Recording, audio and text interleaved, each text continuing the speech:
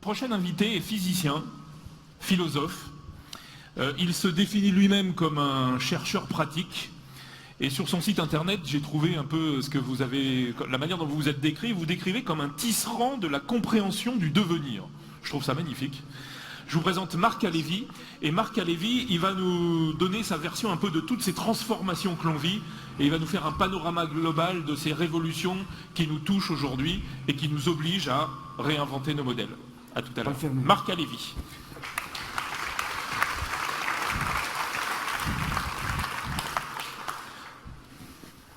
Bonjour.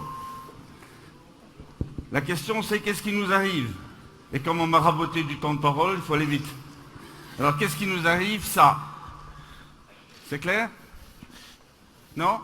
Ce qui nous arrive, c'est une bifurcation. Et une bifurcation, ça veut dire que notre monde est en train de changer de logique. Il y avait la logique d'avant, il y a la logique d'après. C'est ce qu'on appelle aussi techniquement un changement de paradigme. Alors il faut savoir que ce n'est pas la première fois que ça arrive dans l'histoire. Il faut savoir que ça arrive tous les 550 ans en moyenne. Il y a un gros changement de paradigme tous les 550 ans, on change de logique. La dernière fois, c'était la Renaissance, celle d'avant, c'était la fin de l'Empire de Charlemagne, celle d'avant, c'était la chute de l'Empire romain, et celle d'avant, c'est la fin des cités grecques. Donc voilà, ce qui nous arrive, c'est une bifurcation. Mais je voudrais vous faire comprendre ce que c'est qu'une bifurcation. Et pour ça, j'ai besoin de votre aide. Vous voulez bien? Qui ici a au moins un enfant? Bien. Tout va bien. Eh bien, à cela, je voudrais leur demander quelque chose. Mentalement, remettez-vous au jour de la naissance de votre premier enfant. Vous y êtes? Ça y est? Eh bien, ce jour-là, vous avez compris quelque chose. Il y avait la vie avant, il y aura la vie après, mais ce n'est pas la même.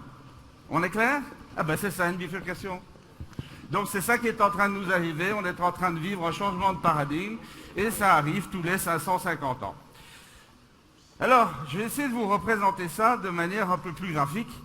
On a travaillé beaucoup avec les historiens sur ce phénomène.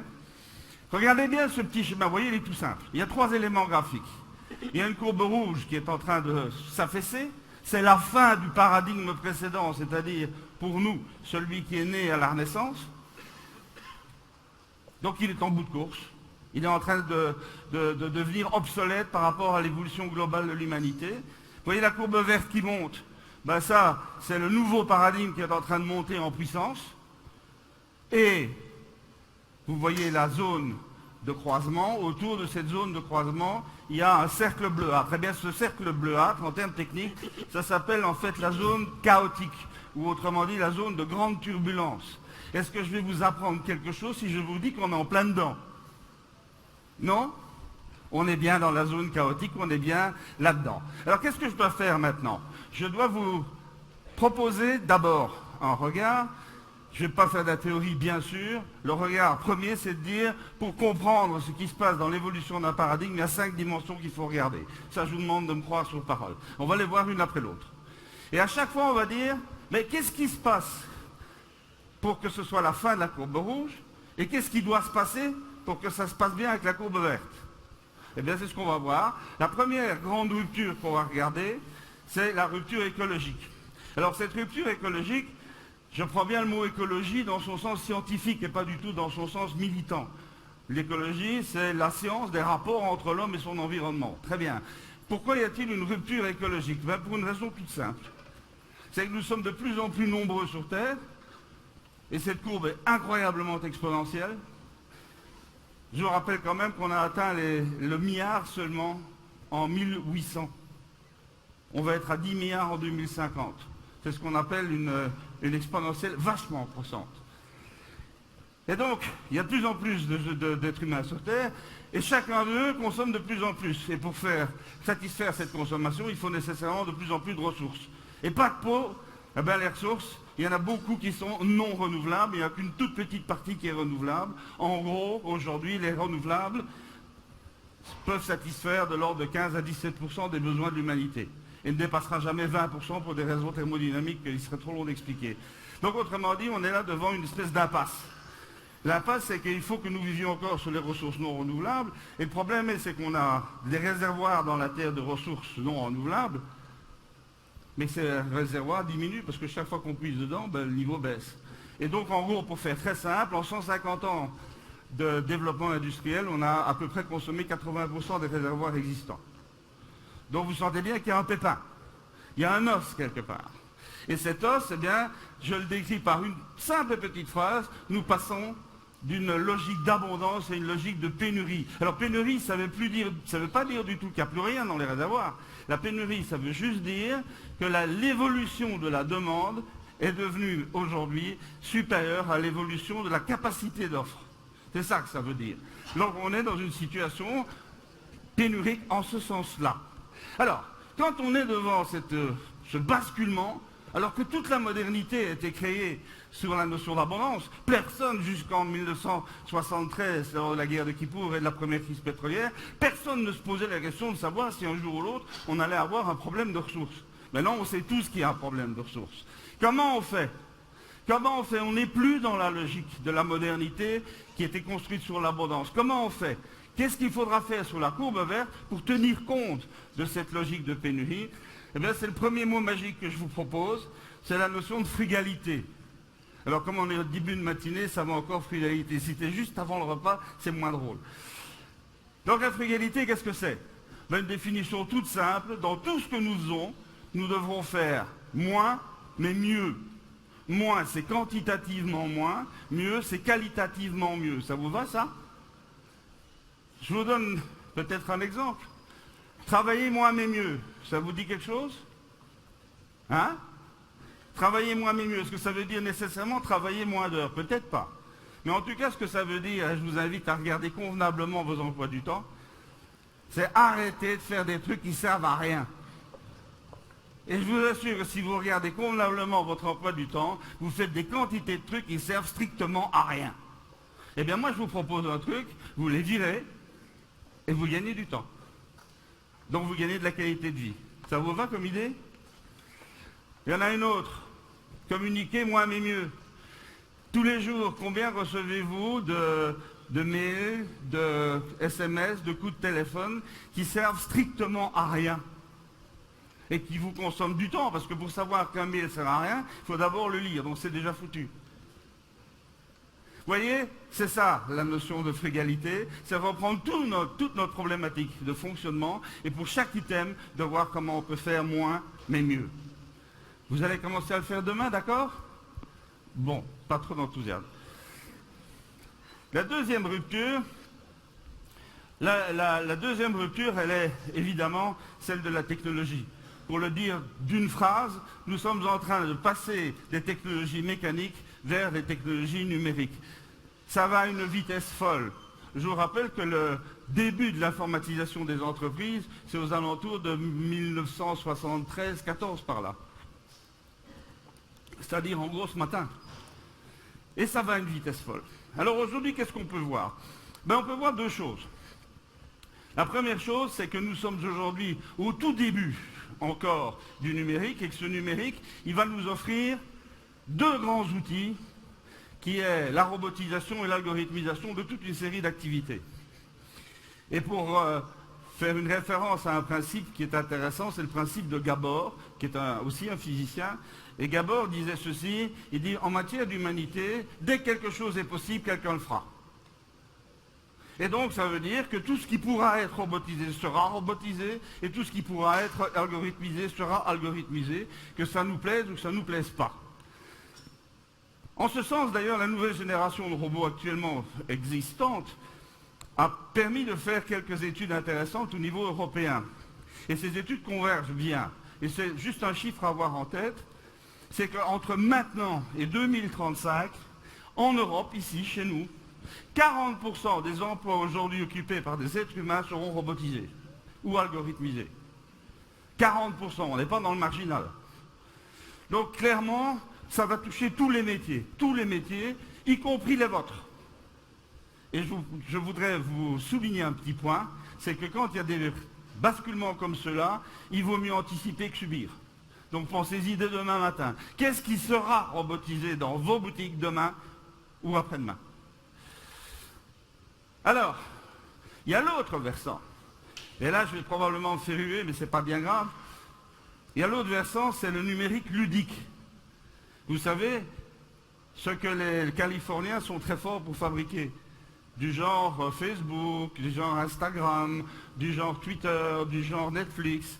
Hein, c'est ce que j'appelle du numérique ludique. C'est sympa, mais ça sert strictement à rien.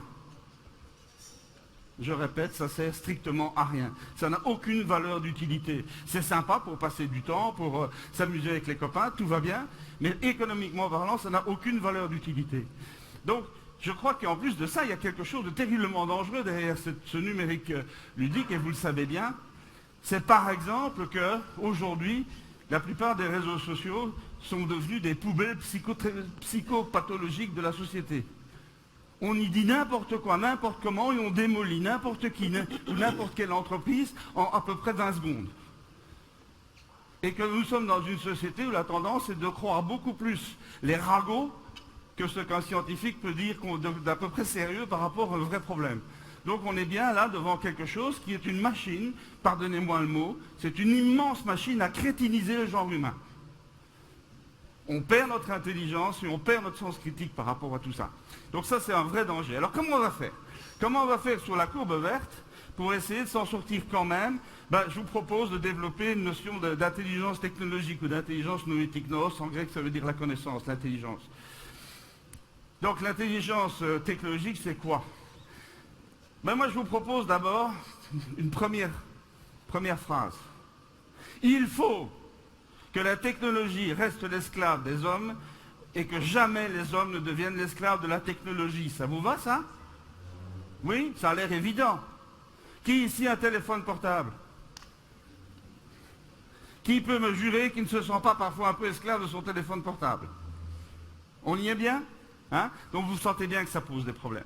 La deuxième chose que je voudrais mettre en avant, c'est qu'il faut se méfier de cette vague qui existe pour l'instant, de tout vouloir capter votre attention, votre travail, votre intelligence, et de tout connecter. Et ça veut dire que chaque connexion que vous acceptez dans votre vie, c'est d'une part une chaîne d'esclavage et d'autre part une pompe à temps et une pompe à donner. Donc il faut être très prudent et se dire, je ne fais rentrer dans mon monde que les outils numériques dont j'ai besoin et qui ont une vraie valeur d'utilité pour moi. Donc il faut être autrement dit frugal par rapport aux applications numériques aussi. Voilà. Donc, troisième rupture. La troisième rupture, celle-là, elle est organisationnelle. Si je vous demande premier point, je pense que vous serez d'accord avec moi, chacun d'entre vous, vous avez de plus en plus d'interlocuteurs, vous avez de plus en plus de gens en face de vous, et la densité d'interaction avec ces gens qui sont autour de vous augmente exponentiellement. Est-ce que ça vous va comme idée? Donc il y a une pression de plus en plus énorme. Nous sommes dans un monde de plus en plus complexe. Et la question est, est-ce que nos modèles organisationnels sont capables d'absorber cette complexité? C'est quoi nos modèles organisationnels? Montrez-moi avec vos mains. Oui, c'est ça. Vous êtes d'accord? Regardez autour de vous. Hein, la grande majorité des organisations humaines, c'est du pyramidal hiérarchique. Oui? Bon. Eh bien, le pyramidal hiérarchique, quand on est un peu matheux comme moi, on appelle ça une arborescence linéaire. Et ça pose des questions, ce truc-là. Comment se fait-il que depuis des milliers d'années, partout où les hommes s'organisent, ils adoptent ce modèle-là? Point 1. Pourquoi les vaches font la même chose dans les prés? Point 2. Point 3. Pourquoi les poules font la même chose dans les poulaillers? Et 4. Pourquoi les bandes de singes font la même chose dans leur forêt? Pourquoi c'est ce modèle-là qui a été choisi et pas un autre? Eh bien, la réponse est mathématique. Et vous allez comprendre tout de suite. Ça, c'est la réponse à un problème. Comment faire pour relier tous les éléments d'un ensemble avec le nombre minimum de relations entre eux? Donc, autrement dit, c'est l'organisation la plus pauvre en lien, mais c'est un optimum économique, évidemment. Moins il y a de relations à maintenir, moins ça coûte de temps, moins ça coûte d'énergie, donc moins ça coûte d'argent. Ça vous va, ça? Le problème, c'est que une organisation comme celle-là, elle peut fonctionner à peu près efficacement moyennant 3 conditions.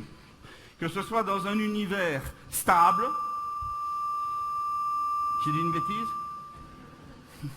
Que ce soit dans un univers stable, que ce soit dans un univers tranquille et que ce soit dans un univers prévisible. Est-ce que notre univers à nous, ici, maintenant, est-ce qu'il est stable, est-ce qu'il est tranquille, est-ce qu'il est prévisible? Non, ce système-là ne marche plus. Point barre. Et c'est donc bien ça que nous sommes en train de vivre, c'est que la plupart des organisations aujourd'hui sont en train de migrer vers un autre type d'organisation. Lequel donc? Lequel? Ben, c'est très simple.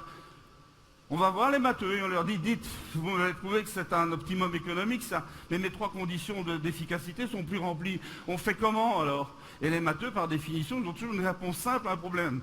Ils disent, bah, tu prends le mot minimum, tu le mets à la poubelle, et tu mets le mot maximum en échange. Comment faire pour relier entre eux tous les éléments d'un ensemble avec le nombre maximum de relations entre eux?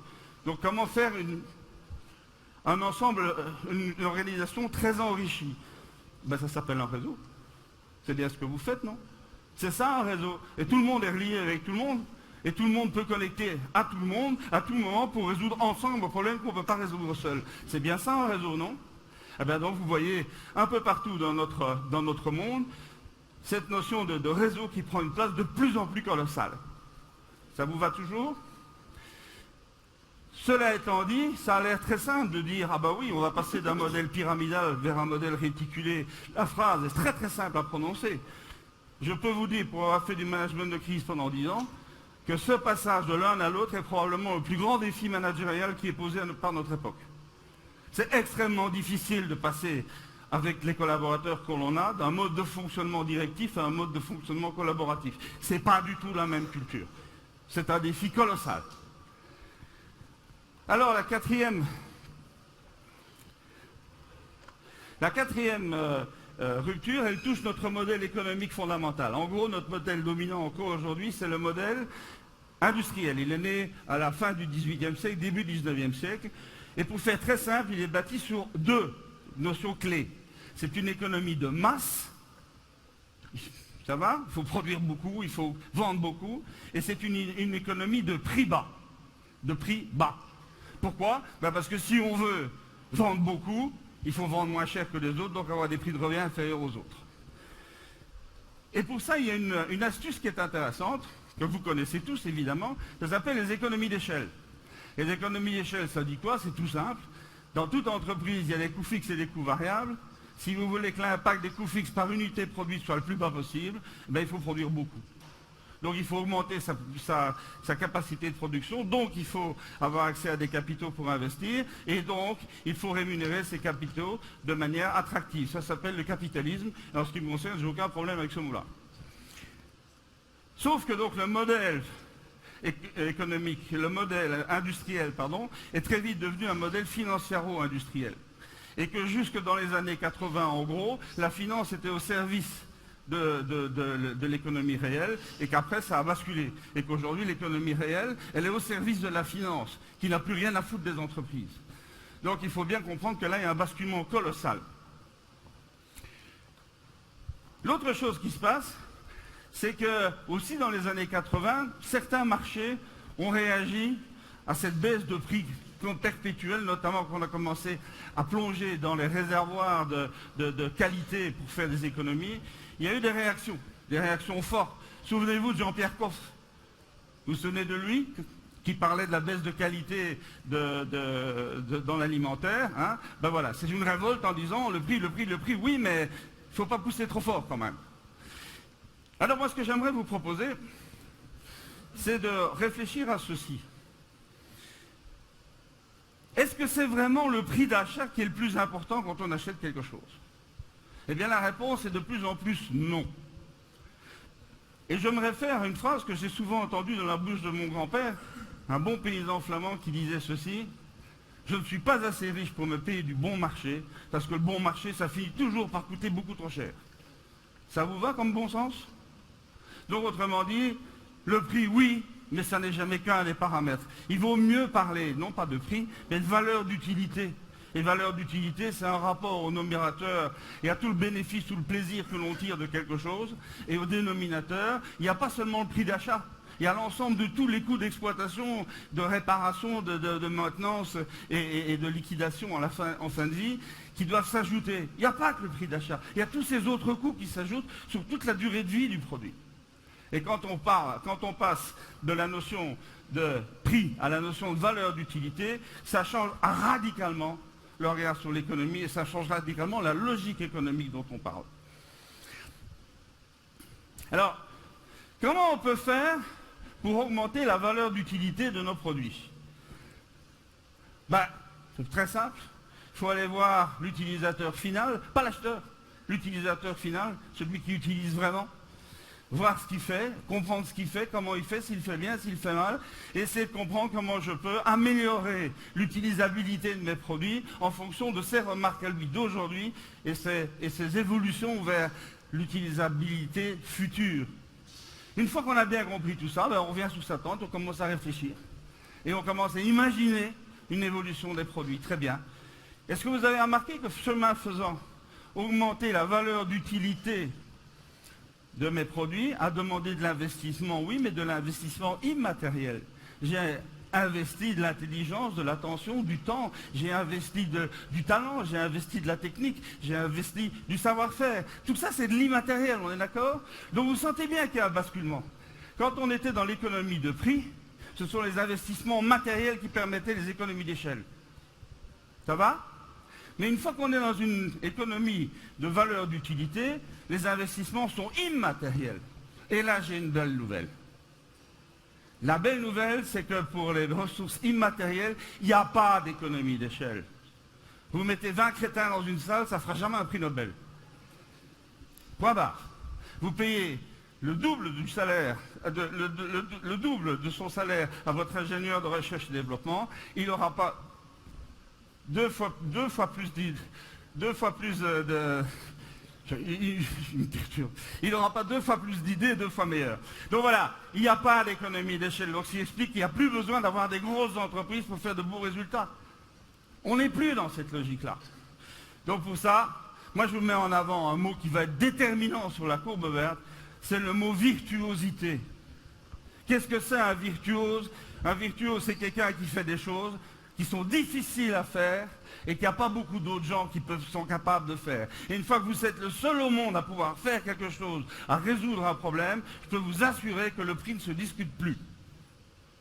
Donc si vous voulez restaurer vos marges, devenez de plus en plus virtuose. Ça vous va comme idée?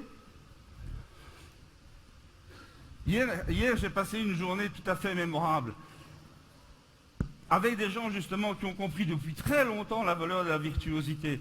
Est-ce que ça vous dirait ceci, cette idée-ci? Vivre dans un monde où, moyennant préparation, on a un carnet de commandes à vie avec des clients qui ne discutent jamais les prix. Il y a des candidats? Oui? Vous allez me dire, il est gentil à Lévis, mais il raconte n'importe quoi.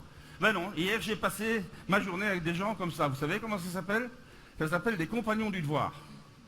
Et les compagnons du devoir, ce sont des virtuoses. Il faut plus de temps pour faire un compagnon ébéniste que pour faire un chirurgien. Et les compagnons du devoir font du bon travail, eux. On m'en a raconté une, tiens. Hier, on me disait quelle est la différence entre Dieu et un chirurgien. Dieu sait qu'il n'est pas chirurgien. Bon, donc voilà. Retenez-le, dès demain, attelez-vous. Vous avez des savoir-faire stratégiques dans chacune de vos boîtes, repérez-les et injectez là-dedans du temps et de l'énergie. Il ne faut pas beaucoup d'argent, mais du temps et de l'énergie, et élevez-en le niveau d'excellence. Vous allez développer comme ça la virtuosité. Dernier point, qu'est-ce qui nous fait lever le matin? Qu'est-ce qui nous fait donner le meilleur de nous-mêmes à nos aventures entrepreneuriales? Ben, jusqu'il n'y a pas très très longtemps, le mot-clé c'était réussir. Moi je viens d'une génération où on m'a inculqué qu'il fallait réussir dans la vie. Réussir dans la vie, ça veut dire réussir dans le regard des autres, réussir par rapport à une échelle sociale, etc. etc., etc. Et les générations montantes aujourd'hui, notamment mes 6 enfants, me disent, mais nous notre problème c'est plus de réussir dans la vie, nous notre problème c'est de réussir notre vie. Ok, tout va bien. Comme si nous, on n'avait pas envie aussi de réussir notre vie. Enfin bon, soit. Réussir, ça c'est important. Et le problème derrière ce mot réussir, c'est que c'est terriblement nombriliste. C'est terriblement moi. Et je vous pose juste une question. Comment on fait pour travailler en réseau avec des gens qui sont complètement égotiques et égocentrés? Donc on a un problème. Donc ça veut dire que c'est peut-être le mot réussir qu'il faut transformer. Et moi je voudrais vous proposer un autre verbe qui est tout aussi beau sinon meilleur, c'est accomplir.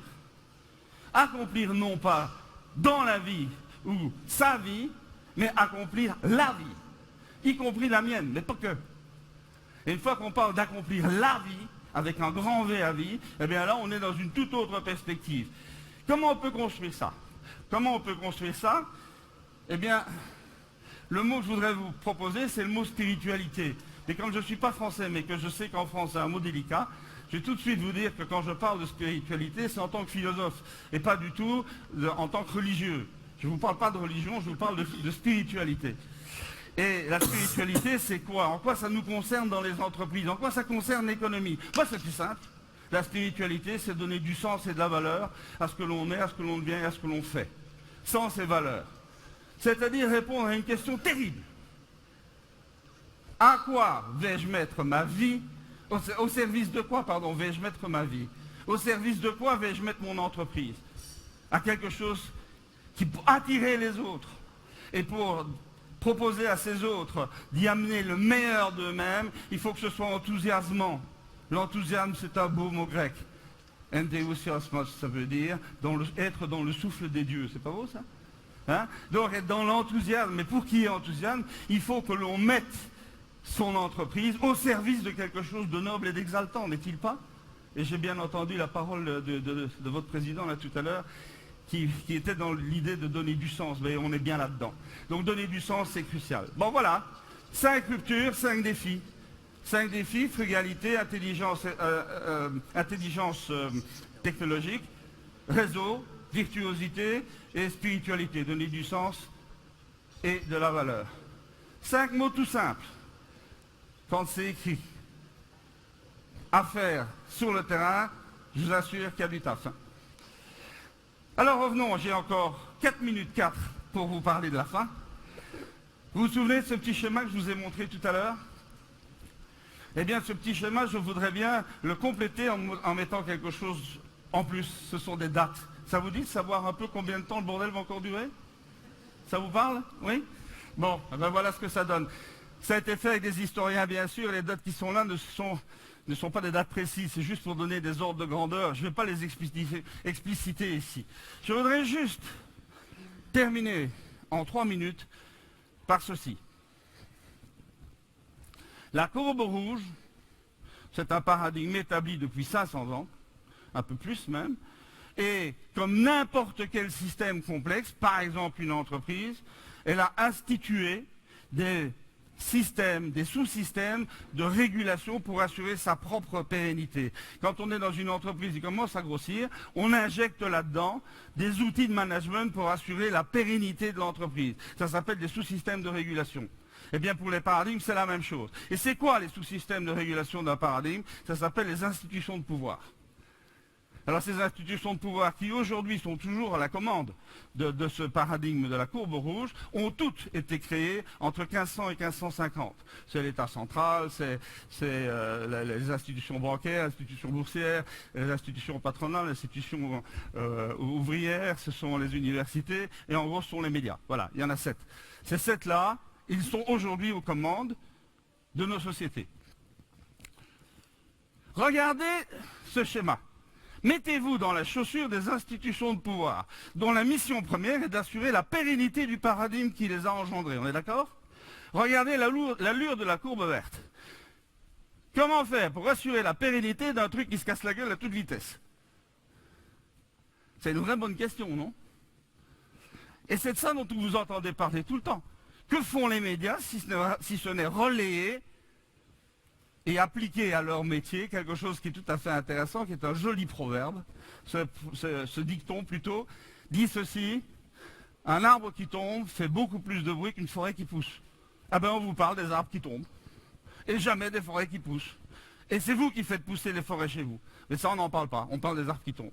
Donc, autrement dit, si vous êtes une institution de pouvoir et vous regardez l'allure de la courbe rouge, il y a 2 choses qui se passent. La première, c'est que la seule possibilité de pouvoir affirmer la pérennité du paradigme dont ils ont la défense, c'est d'être dans le déni de réalité. Ça vous dit ça? Regardez nos institutions de pouvoir par rapport à la réalité de la société civile, à la réalité de l'économie réelle, il y a déni de réalité. La deuxième chose qu'il faut savoir, c'est que si vous regardez cette courbe rouge et que vous êtes à la place avec les lunettes des institutions de pouvoir, avouez qu'il y a de quoi être extrêmement optimiste quant à l'avenir du pessimisme. Oui ou non? C'est pas ça que vous ressentez? Toutes les enquêtes en France montrent qu'on a atteint le sinistrose. Ben forcément, on reçoit du pessimisme à haute dose à longueur de journée. Alors maintenant, moi, je vous propose quelque chose, et c'est le mot de la fin, j'ai 39 secondes. Enlevez les lunettes de la courbe rouge. Mettez les lunettes de la courbe verte. Regardez ce schéma, j'ai rien changé.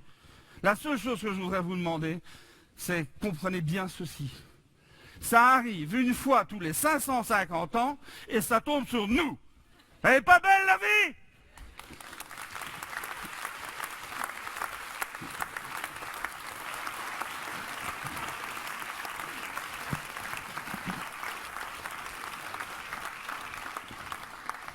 Alors, Merci. j'ai encore 3 secondes pour vous montrer mon dernier.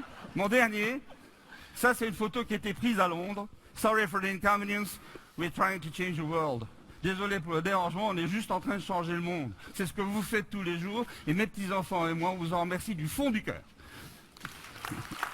Merci.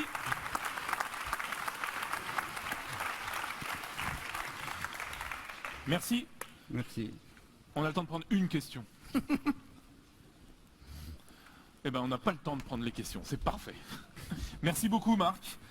Vous avez donné du ton et du rythme à cette journée. Merci à toi.